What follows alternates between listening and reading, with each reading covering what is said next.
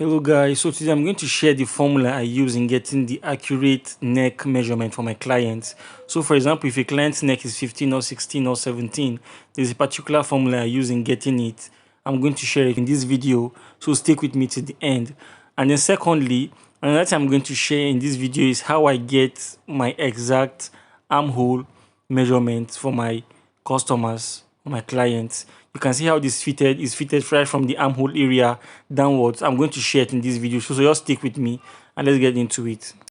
Okay guys, so as you can see, I've already gotten my materials ready and I folded into two. As you can see, it's on fold. Okay, so and how I get the amount I fold is I divide the customer's chest by 4 and then I add 3 inches to it. So in this case, the customer's chest is 40 divided by 4, you get 10. And then when you add 3 to 10, you're going to get 13. And that was how I got the amount I folded here, as you can see.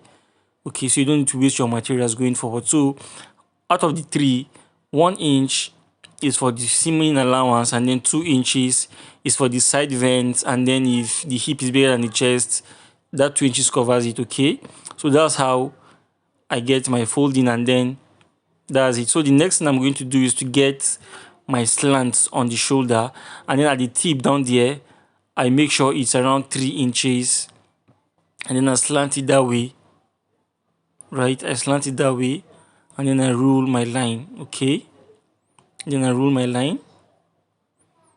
There you go. There you go. So guys, the next thing I'm going to do is I'll just get my tape and I put in the middle. Okay, put it in the middle and get my full length. In this case, my full length is 37, and I'm going to put the exact 37. I'm not going to add any 2 inches or 1 inches or whatever for folding allowance. I don't do that. So if it is 37, I put the exact 37, and I'm going to explain to you why I do that. And you see, at the end of the day, I'm going to have enough material to be able to fold. So I'll just go ahead and cut it.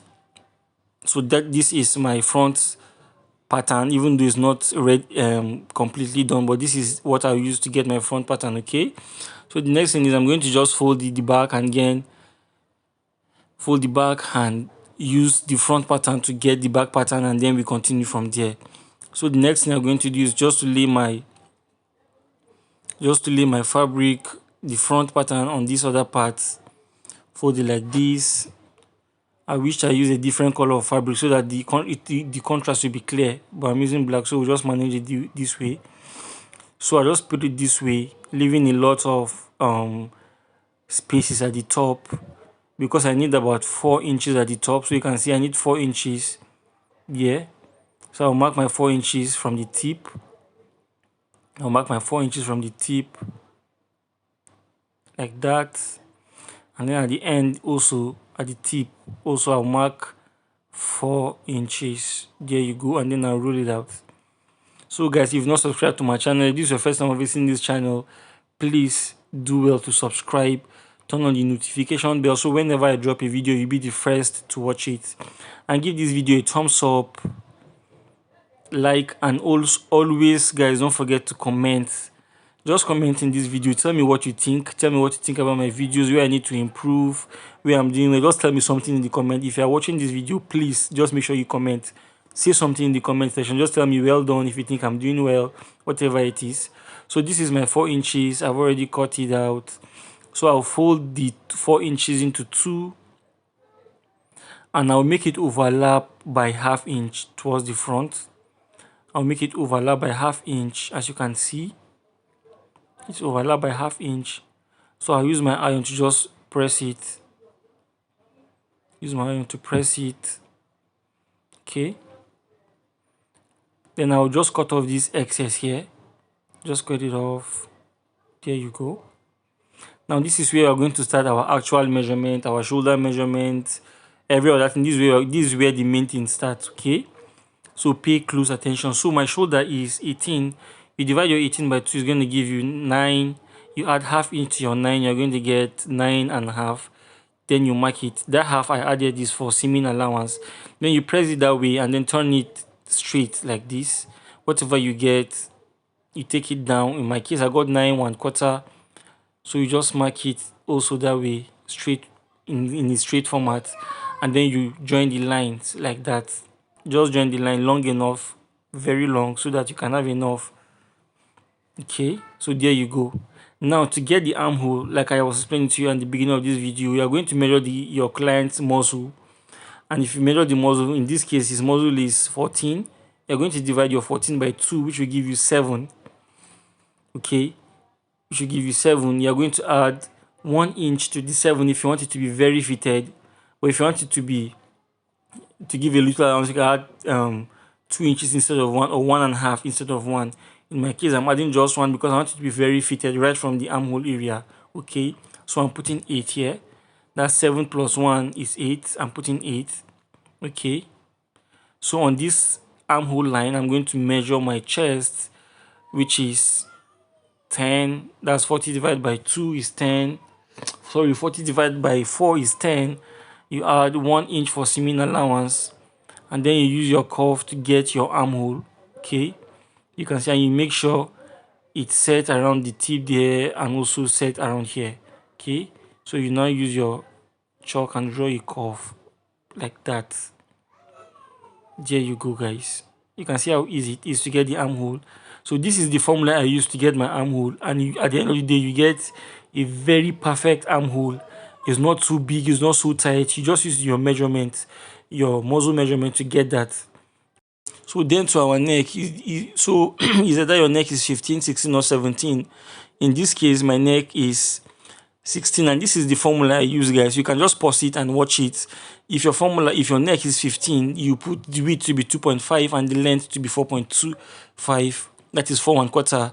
If your neck is 16, you use with 2.25 and length 4.5, and like that. Okay, so in this case my neck is 16, so I'm going to put 2.25 by the width and then 4.5 by the length or the height. Okay, because this neck is 16. You can just go back, pause that part and watch it again over and over again. So I'll put 2.25, that's 2.25 around here, and then on the length I'll put 4.5 like that. You can see what I mean by this. And then you can create your curve, guys. Create your curve like that. This is it. So this is how to get a neck. You can see, so let's measure it now. See, you can see I got 8. If you multiply 8 by 2, it will give you 16. You can see how perfect this method is. It is no magic. You don't have to be guessing anymore. Once your client's neck is this is how to get it. It's so simple, guys. And every single time you try to get it perfectly well. So you don't need to be guessing anymore. This is how it is done. Okay, 2.25, 4.5. So let me draw it so well so that you see it clearly. Like that. So let's measure it again and I will see. So this is my 8, as you can see, and 8 times 2 to give you 16, guys. So let me just cut it. I'll start with the armhole. So to cut the armhole, I'll cut the up first. Cut the armhole like this. Cut the armhole gently.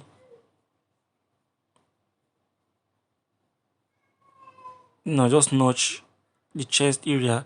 Then the next thing is I'm going to cut the back pattern that overlaps to the front like this, and I'll open it, and then I'll cut the main back now. And to cut the main back, instead of following this curve, I'll just go straight like this. I'll just go straight and then curve around this side to meet up with the front pattern. And there you go. So I'll just notch it. So this is how to get the armhole. If you try this, just try this and let me know what you think. So for the front, for the neck, I'm also going to cut the front pattern first. You can see. And then I'll cut the back pattern. So for the back pattern, just pay attention. So you're going to cut it this way. Cut it this way. Open it. And then for here, you're going to measure 1 inch from that line, 1 inch, and then you blend it to the back the way you cut it like the other time. You can see. So this is my neck. This is exactly 16. So let me measure it so that we can prove that. You can see. So you can see that's 8 there. If you multiply 8 by 2, you get 16. So that is how to get your accurate neck. No magic about it. Straightforward. And then in situations where you have 18 and above, so you now start adding to the width. You remember the width for 15, 16, and 17 is constant. It's always 2.5. So when the measurement of the neck crosses to 18, you now start altering your width to about 2.5 and thereabout. Okay, so that's it. So now let's continue our measurement. Okay, now you remember when I was cutting the front, I put only 37. I didn't have any sewing allowance. Now, as you can see, I'm going to get my allowance for folding at the front now because of that overlapping from the back. Okay, there you go.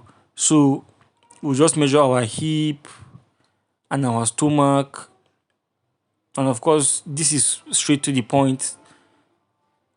You measure your client's stomach, you measure your client's hip, and then you transfer it to your measurement. That is all about this. Is no rocket science. Okay, so you just connect your dots and then you cut. Okay, so that's it. You cut, and that's all about it. So the next thing, you just measure your armhole and then you go ahead to cut your sleeve. In another video, I'm going to show you how I cut my sleeve, but for this video, you're just going to learn how to get a perfect armhole and then how to get a perfect neck, which I have done already. So you can see, you measure your armhole. In this case, it gives me 10, which is the same with my chest, which is 10. So you can see how everything is getting in place now. So thank you guys for watching. Have a nice day.